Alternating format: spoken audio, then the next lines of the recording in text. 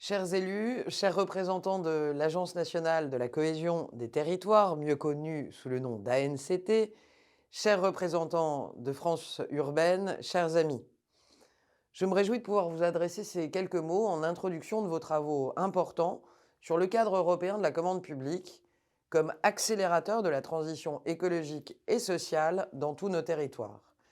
Je me réjouis qu'un sujet aussi important soit effectivement porté dans le cadre de la présidence française de l'Union européenne. Trop souvent, c'est un sujet qui a été discuté uniquement entre techniciens au plan national et j'ai l'intime conviction que la commande publique est un outil essentiel de l'action publique et un levier majeur de transition écologique et solidaire, mais aussi de transition économique.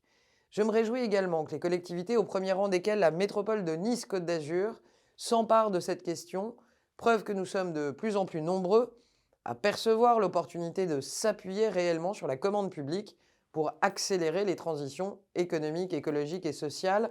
Et je sais, pour cela, pouvoir compter sur la mobilisation permanente de France urbaine pour faire vraiment progresser ces questions. Vous l'aurez compris, c'est un grand plaisir pour moi d'inaugurer ce webinaire consacré à la commande publique responsable. C'est un sujet qui me tient réellement à cœur. J'ai eu l'occasion de le porter à l'échelle nationale, notamment dans le cadre de la loi Climat Résilience qui a été promulguée en août dernier.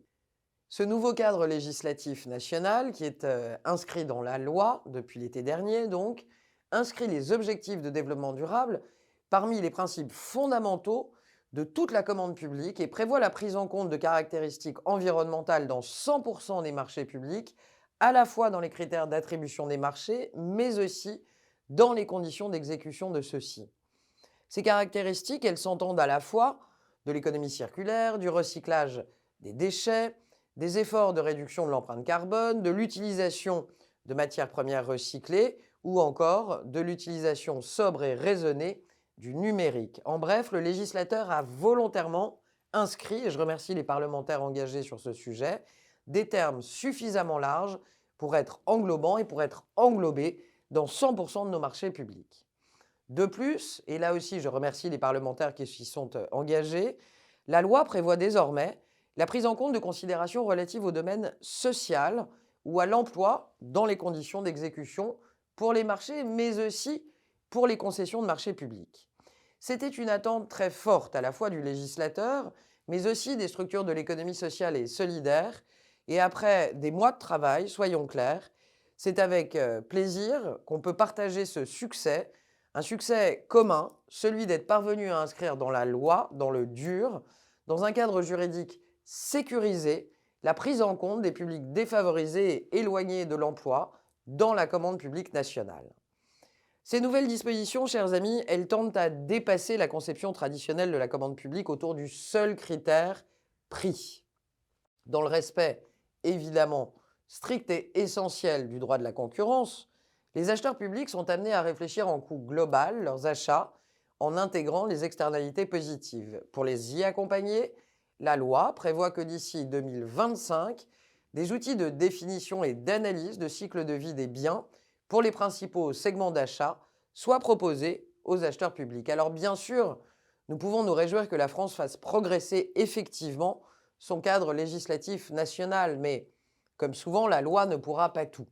La formation des acheteurs, les outils de suivi et de pilotage, la diffusion de bonnes pratiques, la consolidation de réseaux d'acheteurs responsables sont autant de paramètres indispensables pour que la commande publique devienne vraiment un levier de transition écologique et solidaire. J'y crois beaucoup, vous l'aurez compris.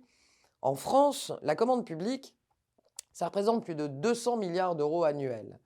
Ça n'est ni le sujet le plus médiatique, ni le sujet le plus politique, et pourtant, c'est vraiment ici que de véritables transitions ont lieu.